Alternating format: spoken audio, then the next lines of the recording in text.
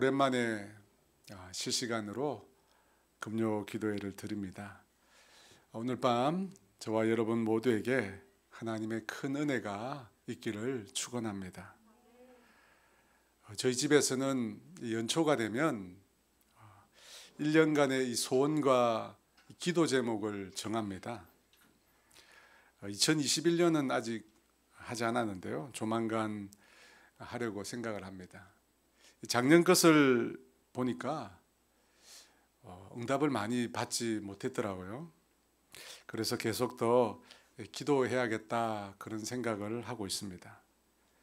그 중에 분명하게 응답을 받은 것이 있는데 그게 뭐냐면 우리 아이들의 몸무게입니다. 아이들의 몸무게가 대폭 늘어나서 응답을 받았습니다. 또 반면에 분명하게 응답받지 못한 게 있거든요. 뭐냐니까 이제 부모의 몸무게입니다. 올해는 이 부모의 이 몸무게도 좀 응답을 받았으면 좋겠습니다. 제가 지금 옷이 안 잠겨가지고요 힘듭니다. 날씨가 많이 풀렸으니까 여러분도 낮에 꼭 1시간씩 그렇게 운동을 하셨으면 좋겠습니다. 그래서 2021년에는 성경 1독, 신약 필사 완료, 그리고 몸무게 감량에 성공하시는 저와 여러분 되셨으면 좋겠습니다. 여러분, 흔히 우리 인생의 목적을 하나님을 영화롭게 하는 것이다 그렇게 말합니다. 이것은 고린도전서 10장 31절에서 나온 말씀입니다. 같이 읽습니다. 그런즉 너희가 먹든지 마시든지 무엇을 하든지 다 하나님의 영광을 위하여 하라. 무엇을 하든지 무엇을 위해서 하라고 합니까? 하나님의 영광을 위하여 하라. 그래서 이것이 우리 인생의 목적이 된 것입니다. 그런데 오늘 성경 말씀에 보면 이 우리 인생의 목적인 하나님께 영광 돌리는 구체적인 방법을 말씀하고 있습니다. 8절 상반절인데요. 같이 있습니다. 너희가 열매를 많이 맺으면 내 아버지께서 영광을 받으실 것이요. 하나님께서 영광을 받으시려면 어떻게 해야 한다고 합니까? 너희가 열매를 많이 맺어야 한다고 합니다. 여러분, 그러면 이 열매는 무엇을 말씀하는 것일까요? 당연히 우리가 좋아하는 과실은 아닐 것입니다. 비유적인 의미로 이 열매는 영적인 열매를 가리킵니다. 우리가 영적인 열매를 많이 맺어야 하나님께서 영광을 받으신다고 합니다. 그렇다면 여러분, 어떤 영적인 열매를 말하는 것일까요? 성령의 9가지 열매를 말할 것입니다.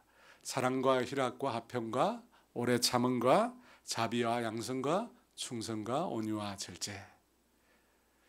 여러분, 이 열매들 어떻습니까? 맺기가 쉽습니까?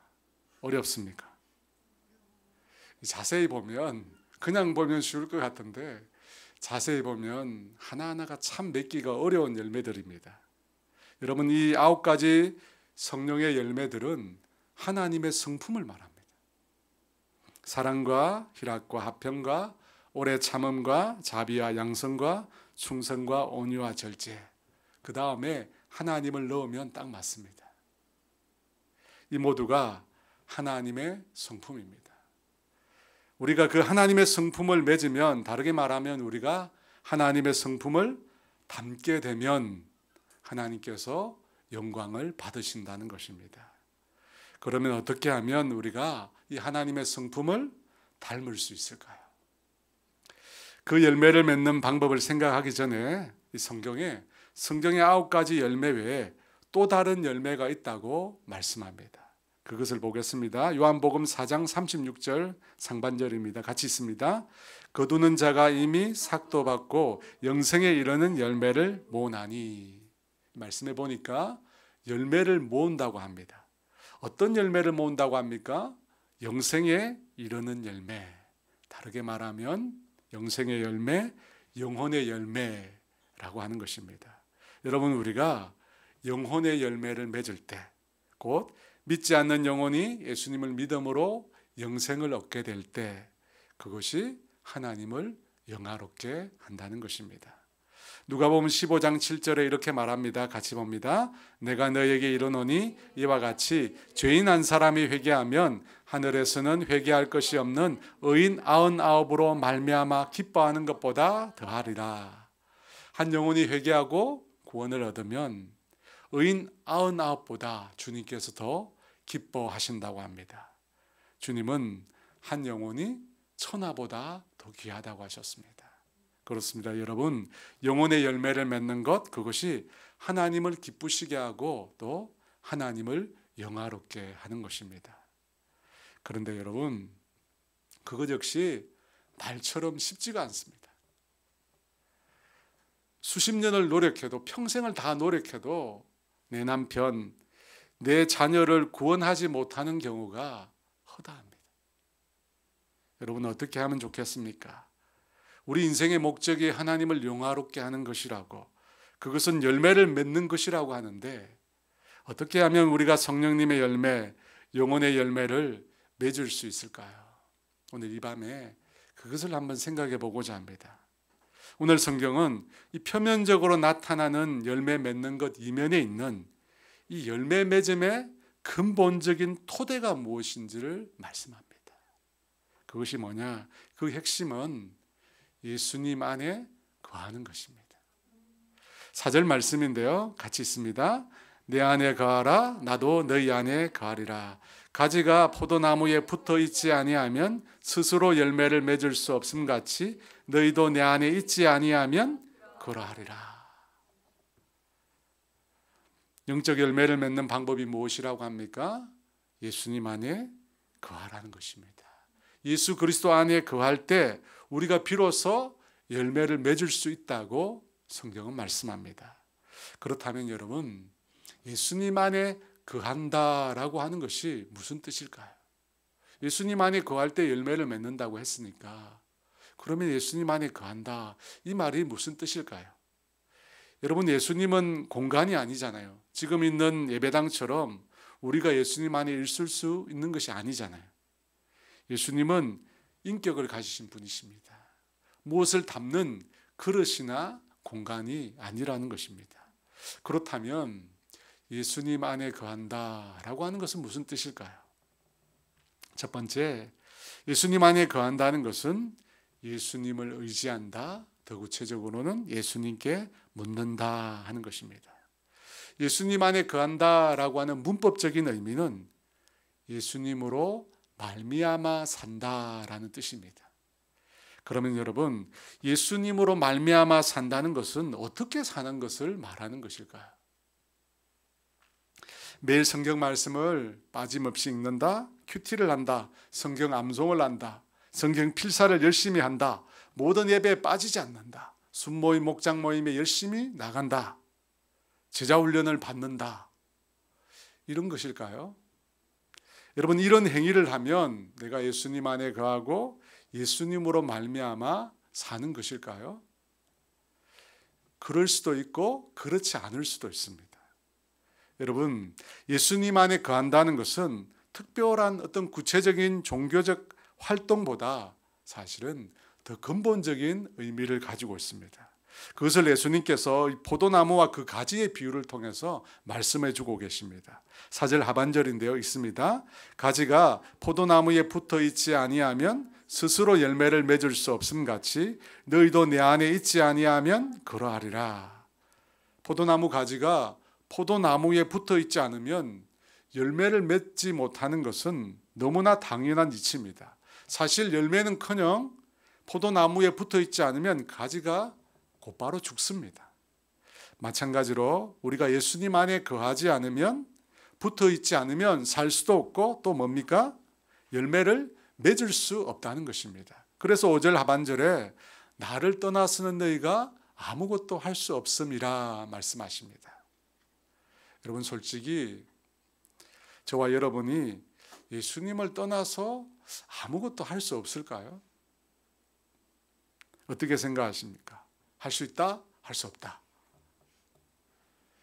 예수님을 떠나서 여러분 무엇이든지 할 수 있다라고 생각한다면 그분은 미안하게도요 아직 예수님을 모르는 사람입니다. 왜냐하면 포도나무 가지는 포도나무를 떠나서는 살 수 없잖아요. 그런데 만약 떠나서 살고 있다면, 사실 살 수도 없지만 만약에 그렇다면 그것은 착각인 것이죠. 포도나무 가지는 포도나무를 떠나서는 살 수 없습니다. 마찬가지로 예수님을 구세주로 구원자로 믿는 사람은 예수님을 떠나서 살 수 없습니다. 이것은 예수님에 대한 전적인 의존 관계를 말하는 것입니다. 포도나무 가지는 포도나무에 전적으로 의존해 있습니다. 포도나무로부터 양분을 받지 않으면 포도나무 가지는 살아갈 수가 없습니다.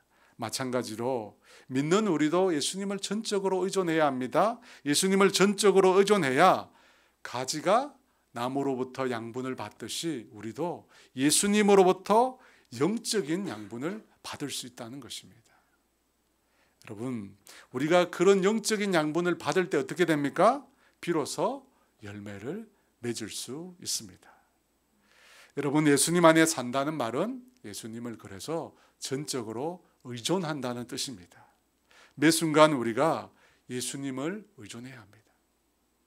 아주 작은 삶의 문제부터 아주 큰 선택의 문제까지 매 순간 우리는 주님을 의존해야 합니다. 그렇게 할 때만이 우리가 예수님의 제자로 살아갈 수 있고 하나님을 영화롭게 할 수 있습니다. 여러분, 사람들 중에는 이런 생각을 할 수 있습니다. 아니, 내가 어른인데 젖먹이 아이도 아니고 어떻게 왜 예수님을 전적으로 의존한다 하는 것인가? 내가 할 수 있는 일은 내가 하고 할 수 없는 일은 그때 가서 주님을 의존하면 되지 않겠는가?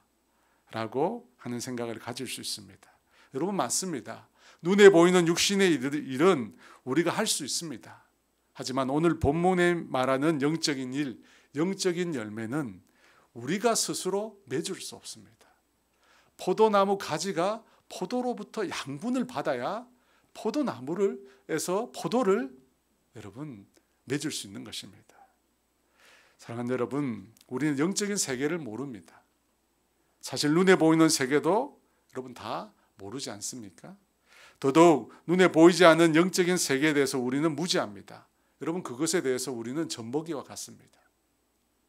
그래서 우리가 주님을 전적으로 의존해야 하는 것입니다. 여러분, 이런 의존이 우리에게만 있었던 것 아닙니다. 있는 것 아닙니다. 예수님께도 해당이 되었습니다. 요한복음 14장 10절입니다. 같이 있습니다. 내가 아버지 안에 거하고 아버지는 내 안에 계신 것을 내가 믿지 아니하느냐. 내가 너에게 이르는 말은 스스로 하는 것이 아니라 아버지께서 내 안에 계셔서 그의 일을 하시는 것이라. 여러분, 누구의 말씀입니까? 예수님의 말씀입니다. 예수님 역시 하나님 안에 거하셨습니다. 예수님도 하나님 아버지로 말미암아 사셨다고 합니다. 전적으로 하나님을 의존해서 사셨습니다. 그래서 예수님이 하시는 말조차도 어떻게 해요? 스스로 하는 것이 아니라고 하십니다.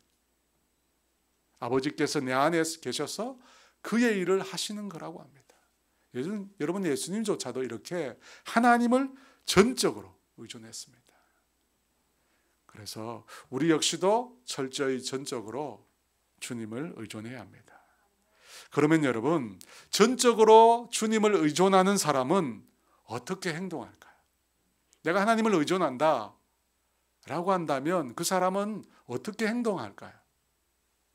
그 사람은 매사에 주님께 묻고 주님과 상의합니다. 이것이 예수님을 의존하는 사람의 특징입니다. 주님께 묻는다는 것입니다. 다윗이 블레셋 땅에 머물고 있을 때 그는 이 블레셋 왕의 호출을 받고 이스라엘과의 전쟁터에 나서게 됩니다. 하지만 블레셋 신하들의 반대로 전쟁에 참여하지 못하고 자신의 거처인 시글락 성으로 되돌아오게 됩니다. 여러분, 그때 다윗이 성을 비운 사이에 이 아말렉 사람들이 시글락을 공격합니다. 그래서 성을 불사르고 그곳에 있던 다윗과 그의 백성들의 아내와 자녀들을 사로잡아 갑니다. 돌아온 백성들이 잡혀간 자녀들 때문에 마음이 슬퍼서 돌로 다윗을 치려고 합니다. 여러분, 그때 다윗이 어떤 행동을 취했겠습니까? 바로 하나님께 묻습니다. 사무엘상 30장 8절인데요. 있습니다. 다윗이 여호와께 묻자와 이르되 내가 이 군대를 추격하면 따라잡겠나이까 하니 여호와께서 그에게 대답하시되 그를 쫓아가라. 내가 반드시 따라잡고 도로 찾으리라. 절제절명의 위기 순간에 다윗은 하나님을 전적으로 의존했습니다. 그래서 하나님께 어떻게 해야 되는지를 물었던 것입니다. 여러분, 하나님의 사람들의 삶의 방식은 하나님께 묻는 것입니다. 하나님께 전적으로 의존해 있기에 매사의 모든 일에 하나님의 의견을 구하는 것입니다. 여러분, 그렇게 될 때 우리가 예수님 안에 거하게 되고 열매를 맺게 되는 것입니다. 그러므로 여러분, 물어야 합니다. 이 사춘기 자녀들을 키우는 부모들이 하루에도 얼마나 많이 화가 나는지 모릅니다. 참고로 저도 키우고 있습니다. 이 이해할 수 없는 이 자녀들의 행동을 보며 부모들이 함께 분노합니다. 여러분, 그럴 때마다 오늘 말씀에 비추어 보면 어떻게 하라고 합니까? 어떻게 해야 되죠? 예수님께 물어야 돼요. 예수님께 물어야 돼요. 주님께, 주님 어떻게 하면 좋겠습니까? 주님, 저에게 답이 없습니다. 주님, 이 자녀를 어떻게 대해야겠습니까? 여러분, 물어보십시오. 저는 그때마다 주님께서 저에게 세밀하게 응답하시는 것을 너무나 많이 체험했습니다. 여러분, 그것을 통해서 우리가 자녀들을 향하여 어떤 성품을 갖게 됩니까? 나오잖아요. 오래 참음. 그 성품이 우리 속에 생기는 거예요. 사랑하는 여러분, 주님은 우리가 당신께 의견을 묻는 것을 귀찮아하지 않습니다. 부모들은 시도 때도 없이 아이들이 묻는 것을 때로 귀찮아하잖아요. 하지만 하나님은 그렇지 않습니다. 주님은 우리가 오히려 그분께 묻는 것을 기뻐하십니다. 주님께 묻고 주님의 말씀대로 따르는 것이 주님을 바로 주인으로 인정하는 행위이기 때문입니다. 그래서 예수님께서는 우리가 묻는 것을 기뻐하십니다. 그래서 여러분, 예수님께 계속 물으시기 바랍니다. 영적인 습관이 되도록 계속 반복하십시오. 그것이 예수님 안에 사는 삶이고 예수님으로 말미암아 살아가는 것입니다. 두 번째, 예수님 안에 거한다라고 하는 것은 예수님의 마음으로 산다는 뜻입니다. 예수님께서 너희가 내 안에 거하라 말씀하시면서 또 뭐라고 하시냐면 나도 너희 안에 거하겠다 말씀하십니다. 4절 상반절에 내 안에 거하라 나도 너희 안에 거하리라. 5절 하반절에 그가 내 안에 내가 그 안에 거하면 7절 상반절에 너희가 내 안에 거하고 내 말이 너희 안에 거하면 합니다. 우리가 예수님 안에 거하고 예수님이 우리 안에 거한다고 합니다. 여러분, 그런데 이것이 어떻게 논리적으로 가능할까요? 누군가의 안에 거하기 위해서는 그 대상보다 작아야 합니다. 그래서 우리가 예수님 안에 거하려면 우리가 예수님보다 작아야 합니다. 여러분, 이것은 의미가 통하는 것 같은데요. 예수님이 우리 안에 거하시려면 우리보다 예수님이 작아야 됩니다. 여러분, 이것은 말이 안 되지 않습니까? 그런데 우리가 예수님 안에 거하고 동시에 예수님도 우리 안에 거한다고 합니다. 여러분, 이것은 우리와 예수님이 영적으로 연합할 때만 가능합니다. 마치 남자와 여자가 부부로 하나가 되는 것과 같은 원리입니다. 그와 같이 영적으로 연합할 때 우리가 예수님 안에 거하게 되고 예수님도 우리 안에 거할 수 있게 되는 것입니다. 여러분, 이와 같은 영적인 연합에 대해서 에스겔 선지자는 에스겔 36장 26절에서 이런 말씀을 하셨습니다. 또 새 영을 너희 속에 두고 새 마음을 너희에게 주되 너희 육신에서 굳은 마음을 제거하고 부드러운 마음을 줄 것이며 예수님을 믿게 될 새 언약의 백성들에 대해 새 영을 받고 새 마음을 얻게 될 것이라고 말씀합니다. 여기서 새 영은 성령님을 말씀합니다. 새 마음은 예수님의 마음을 말씀하는 것입니다.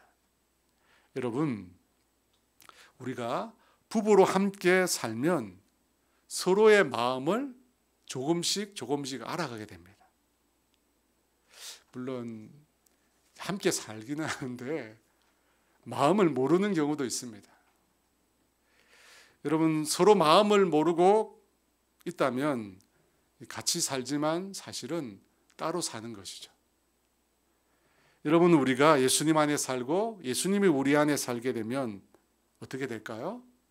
우리가 예수님의 마음을 알게 되겠죠. 예수님도 당연히 우리의 마음을 아십니다. 새 영을 너희 속에 두고 새 마음을 우리에게 주신다고 했잖아요. 그러니까 우리가 예수님과 연합하면 우리도 누구의 마음을요? 예수님의 마음을 알게 되는 것입니다. 여러분, 그때 어떤 일이 일어날까요? 7절입니다. 같이 있습니다. 너희가 내 안에 거하고 내 말이 너희 안에 거하면 무엇이든지 원하는 대로 구하라. 그리하면 이루리라. 여러분, 이 뒷부분을 우리가 참 좋아하잖아요. 무엇이든지 원하는 대로 구하라. 그리하면 이루어진다고 합니다. 왜 그렇게 될까요? 왜 이루어질까요? 우리가 예수님의 마음을 가지기 때문입니다. 우리가 예수님의 마음으로 살면 어떻게 해요?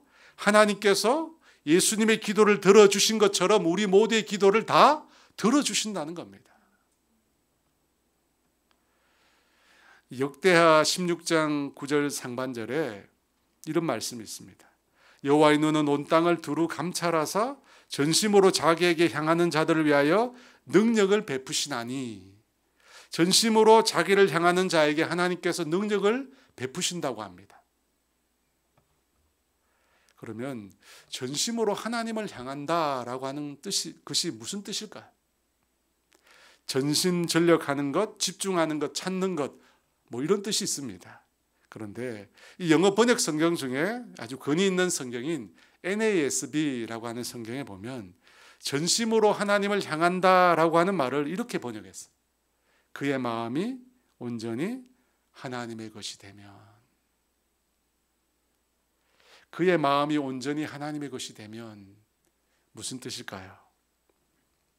그 마음이 하나님의 마음이 되면이란 뜻이죠. 그의 마음이 하나님의 마음이 되면, 하나님의 마음을 그가 품으면 하나님께서 그에게 능력을 베푸신다는 겁니다. 여러분의 마음이 예수님의 마음을 갖게 되면 그때 하나님께서 능력을 베푸신다는 겁니다. 그래서 여러분, 구하는 대로 다 응답되는 것입니다. 창세기 18장에 보면 이 아브라함이 멸망을 앞둔 소돔 땅을 위해서 중보기도하는 장면이 나옵니다. 왜냐하면 그곳에 조카 롯이 살고 있기 때문입니다. 아브라함은 하나님께 의인과 악인을 함께 죽이시는 것이 부당하다 말하면서 세상을 심판하시는 이가 정의를 행하셔야 할 것이 아닙니까? 라고 그의 기도를 시작합니다. 그리고 그가 그곳에 의인 50명이 있으면 그 땅을 멸하시겠느냐고 주님께 묻습니다. 이에 하나님께서 의인 50이 있으면 그 땅을 멸하지 않겠다고 합니다. 그때로부터 아브라함이 이 숫자를 줄여가면서 무려 6차례에 걸쳐 하나님께 계속 간구를 합니다. 50, 45, 40, 30, 20, 10. 10명은 마지노선입니다. 당시 도시를 형성할 수 있는 최소 인원입니다. 그렇게 아브라함이 숫자를 줄여가면서 소돔 땅의 구원을 위해서 간구했습니다. 제가 그 부분을 묵상하면서 이런 의문이 들었습니다. 왜 하나님께서는 아브라함의 계속적인 요구에 응하셨을까? 소돔은 여러분 죄악이 가득한 곳입니다. 멸망당해도 마땅한 도시입니다. 그럼에도 하나님께서 아브라함의 간구를 계속 받아들이시면서 그 땅의 멸망을 유보하십니다. 왜 그렇게 하셨을까요? 아브라함과 친분이 깊기에 그의 요구를 거절할 수 없었을까요? 그렇지 않을 것입니다. 하나님께서 아브라함의 간구를 계속해서 수용한 것은 그의 기도가 하나님 당신의 마음과 같았기 때문입니다. 사랑하는 여러분, 하나님은 공의로운 분이십니다. 그래서 의인과 악인이 함께 멸망당하기를 원치 않으십니다. 또 하나님은 사랑이 많으신 분이십니다. 그래서 마지막까지 한 영혼이라도 더 구원하기를 원하셨던 것입니다. 그래서 아브라함의 숫자 놀이에 계속해서 주님이 응하신 것입니다. 아브라함의 기도가 바로 하나님의 마음과 같았기 때문입니다. 여러분, 보이진 않지만 하나님이 아브라함의 이 기도를 들으면서 하나님도 계속해서 숫자를 줄여 가시지 않았을까 생각이 듭니다. 50에서 45, 40, 30, 22열. 근데 여러분, 아브라함은 어떻게 이 하나님의 마음을 알게 되었을까요? 그가 하나님 안에 거했기 때문입니다. 아브라함이 하나님 안에 거했고 하나님이 아브라함 안에 거했기 때문입니다. 그랬기 때문에 그가 하나님의 마음을 알게 된 것입니다. 사랑하는 여러분, 예수님의 마음을 가진 사람이 어떻게 된다고 합니까? 영적인 열매를 맺습니다. 성령님의 열매를 맺습니다. 내 마음이 아니라 예수님의 마음이기에 성령님의 열매를 맺을 수 있는 것입니다. 또 예수님의 마음을 가진 사람은 영혼을 살리려고 합니다. 영혼 구원이 누구의 마음이기 때문입니까? 바로 아버지 하나님의 마음이기 때문입니다. 요한복음 12장 47절에 같이 있습니다. 사람이 내 말을 듣고 지키지 아니할지라도 내가 그를 심판하지 아니하노라. 내가 온 것은 세상을 심판하려 함이 아니요 세상을 구원하려 함이로다.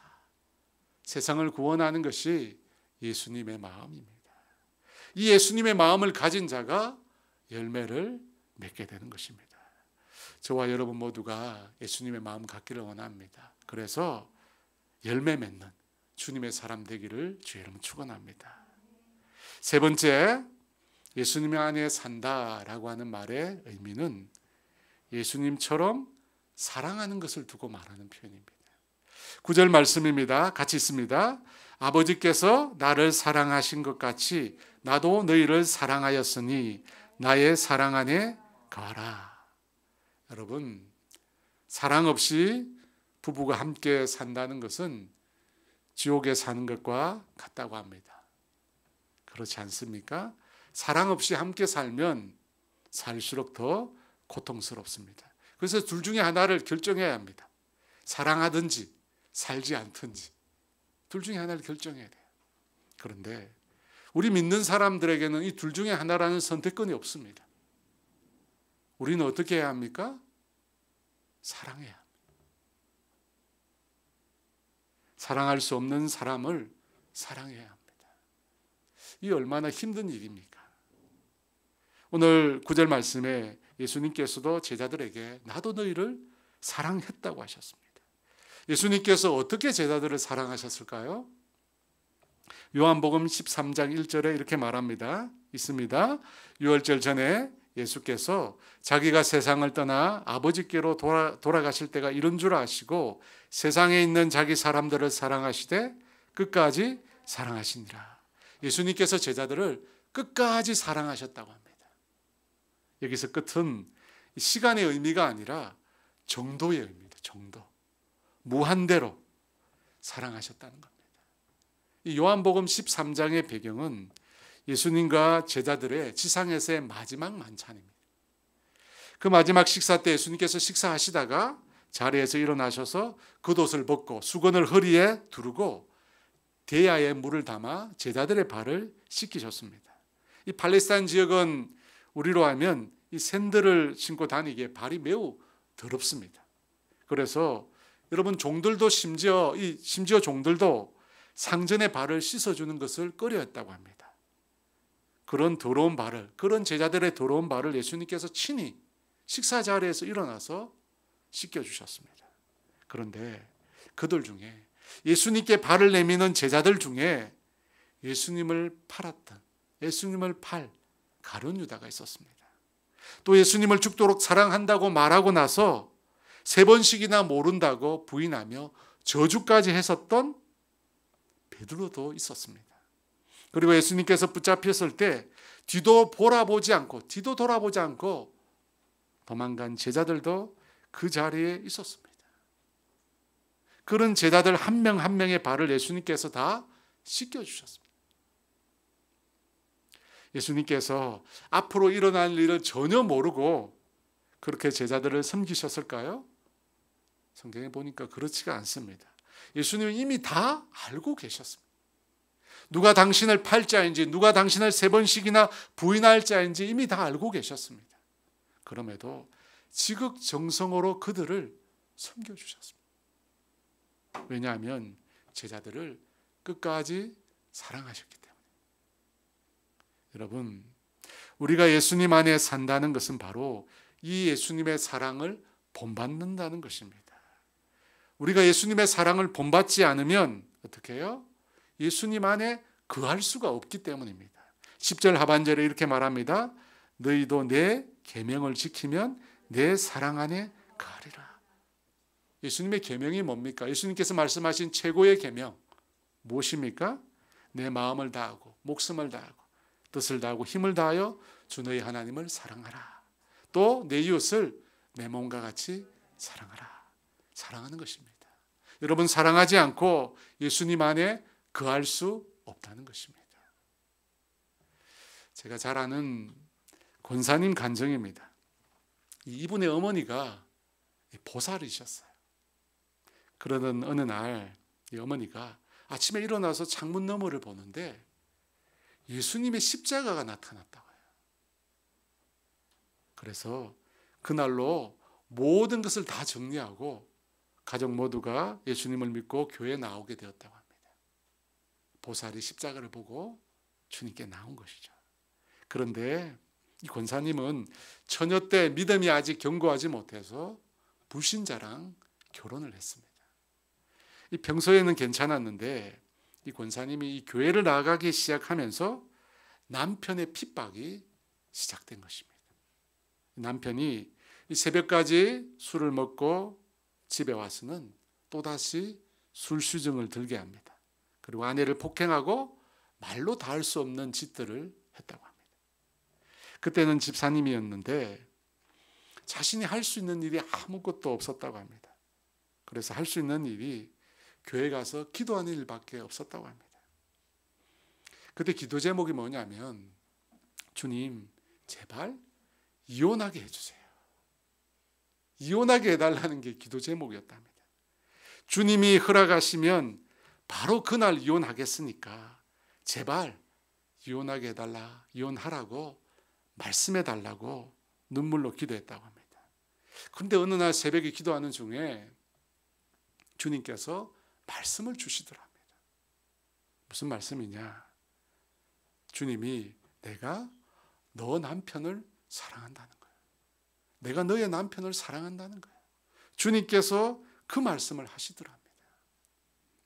주님께서 그 말씀을 하시는 것을 듣는 순간 이 집사님의 속이 너무나 상하더랍니다. 내가 왜 이 고생을 하고 있는데, 내가 왜 이렇게 핍박을 당하고 있는지, 그게 다 이 남편 때문이 아닌지. 그렇다면 적어도 주님이라면 내 편이 되어주고 내 말을 들어주고 나를 위로해줘야지. 고작 하시는 말씀이 너 남편 사랑한다고 나보고 뭘 어떻게 하라는 거지. 정말 마음이 많이 상하더랍니다. 그래서 그 말씀을 듣고는 며칠을 기도를 안 했대요. 주님께 삐진 거죠. 삐져가지고 기도를 안 했어요. 뭐 그래도 어쩔 수 없잖아요. 살기가 너무 힘드니까 다시 기도를 한 거죠.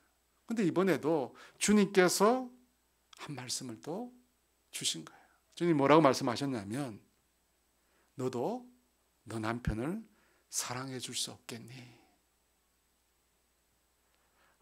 이 말씀을 하는데 정말 피가 거꾸로 솟는 듯 했다고 합니다. 아니 이게 말이나 됩니까? 내가 왜 이 고생을 하는지, 왜 이렇게 아픈지 진짜 모르시냐고, 도대체 나에게 왜 이렇게 하시느냐고 너무 억울해가지고 눈물을 팡팡 흘리며 울었다고 합니다. 여러분, 이것이 하나님 마음이에요. 영혼을 향한 하나님의 마음. 권사님이 처음엔 도저히 그것을 받아들일 수 없었다고 합니다. 하지만 어떻게 합니까? 그 말씀에 순종해서 처음으로 남편을 위해서 기도하기 시작했다고 합니다. 사랑할 수 없으니까 사랑할 수 있는 마음을 달라고, 사랑할 수 있게 해달라고 기도를 드렸다고 합니다. 여러분, 그 기도에 주님께서 응답하셨습니다. 그래서 그 남편이 지금 예수님을 잘 믿고 교회 잘 출석하고 있다고 합니다. 여러분, 예수님 안에 거한다라고 하는 것은 예수님의 사랑을 본받는다는 것입니다. 예수님처럼 사랑한다는 것입니다. 사랑하지 않으면 어떻게 해요? 예수님 안에 거할 수가 없습니다. 말씀을 여러분 정리하고자 합니다. 여러분, 열매를 맺기가 얼마나 어렵습니까? 그런데 다르게 생각해 보면 어렵지 않을 수도 있습니다. 오늘 예수님의 비유에 따라 가지가 포도나무에 붙어 있으면, 잘려나가지 않고 붙어만 있으면 어떻게 해요? 열매는 맺히는 겁니다. 우리가 예수님 안에 거하면 예수님이 우리를 통해 열매를 맺는 것입니다. 예수님 안에 거한다는 것이 무엇입니까? 예수님을 전적으로 의존하는 것입니다. 그래서 예수님을 전적으로 의존해서 매 순간 예수님께 묻는 것입니다. 주님이 무엇을 기뻐하는지 계속 물어보는 것입니다. 그것이 여러분, 예수님을 의지하는 삶입니다. 예수님 안에 거한다라고 하는 것은 예수님의 마음으로 살아간다는 것입니다. 우리가 예수님께 의존하고 예수님께 묻기 시작할 때 주님께서 우리에게 말씀해 주세요. 또 어떻게 해요? 그 주님의 마음을 우리에게 알려주세요. 어떤 마음일까요? 내가 너희를 사랑한 것 같이, 예수님이 사랑한 것 같이 그 사랑을 우리에게 주십니다. 그 예수님의 사랑으로 우리가 사랑하는 것입니다. 그때 어떻게 될까요? 열매가 맺히는, 그때 열매가 맺히는 겁니다. 여러분, 눈에 보이는 성령의 9가지 열매, 그리고 영혼의 열매는 바로 예수님 안에 거하는 것에서 시작됩니다. 사랑하는 여러분, 예수님 안에 거함으로 열매 맺는 저와 여러분 되기를 원합니다. 그 열매로 하나님께 영광 돌리는 저와 여러분 다 되시기를 주의 이름으로 축원합니다. 우리 함께 찬양하며 나가겠습니다. 나의 안에 거하라. 오늘 말씀에 딱 맞는 찬양인데요, 우리 찬양 드리며 하나님 앞에 기도하며 나가겠습니다. 나의 안에 거하라. 나는 내 하나님이니 모든 환난 가운데 너를 지키는 자라. 두려워하지 말라. 내가 널 도와주리니 놀라지 말라. 내 손 잡아주리라. 내가 너를 지명하여 불렀나. 너는 내 것이라. 내 것이라. 너의 하나님이라. 내가 너를 몸에 놓고 존귀하게 여기노라. 너를 사랑하는 내 영혼. 우리 한 번 더 찬양합니다. 나의 안에 거하라. 안에 거하라.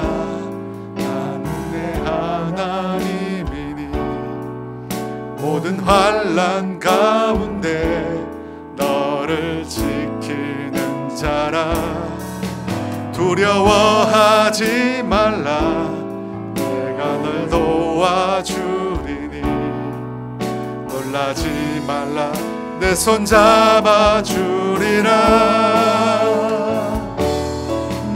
너를 지명하여 불렀나. 너는 내 것이라. 내 것이라. 너의 하나님이라. 내가 너를 몸에 놓고 존귀하게 여기노라. 너를 사랑하는 내 여호와라.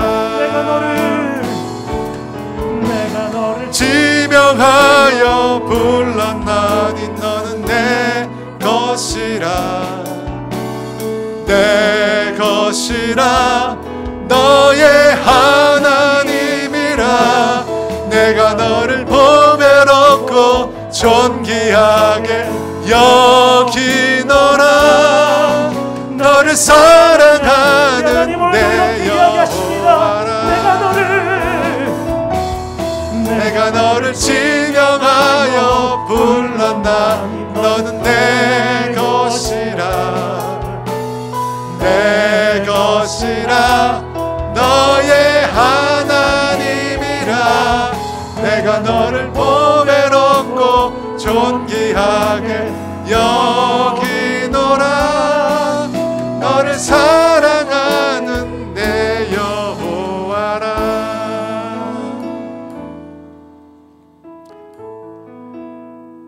여러분, 우리의 삶의 목적은 하나님을 영화롭게 하는 것입니다. 하나님께서 우리를 지으신 목적도 그것이고요, 우리를 구원하신 목적도 그것입니다. 하나님을 영화롭게 하는 것입니다. 어떻게 하나님을 영화롭게 할 수 있을까? 열매를 맺는 삶을 사는 겁니다. 어떤 열매가 있다고 합니까? 성령의 열매, 하나님의 성품을 닮아가는 것입니다. 영혼의 열매, 영혼을 구원하는 겁니다. 추수하는 것입니다. 여러분, 이 열매를 맺어서 우리가 하나님을 영화롭게 하는 것입니다. 그런데 내 힘으로 가능한 게 아닙니다. 내 힘으로 이 일이 가능하지 않습니다. 어떻게 할까요? 오늘 말씀에 예수님께서 나를 떠나서는 너희가 아무것도 할 수 없다고 하십니다. 여러분 인정하십니까? 예수님을 떠나서는 이 열매들을 결단코 맺을 수 없습니다. 예수님을 떠나서 성령의 9가지 열매 맺을 수 없습니다. 예수님을 떠나서 영혼을 추수할 수 없습니다. 예수님 안에 거해야 합니다. 그 첫 번째가 뭐라고 했습니까? 예수님을 전적으로 의존하는 것입니다. 예수님 의존하셔야 돼요. 여러분, 내가 할 수 없다는 걸 인정하는데 왜 예수님을 의존하지 않습니까? 생각해 보면 여러분, 우리가 할 수 있는 일이 너무 없습니다. 우리는 영적으로 젖먹입니다. 주님 의지해야 합니다.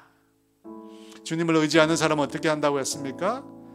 매사에 주님께 묻습니다. 매사에 내 인생의 주권을, 주인을 주님으로 인정하는 것입니다. 여러분, 그런 삶을 살 때 예수님 안에 거하게 되고 열매를 맺게 됩니다. 여러분, 이 시간 우리 처음으로 기도합시다. 하나님, 하나님을 영화롭게 하는 삶을 살고 싶습니다.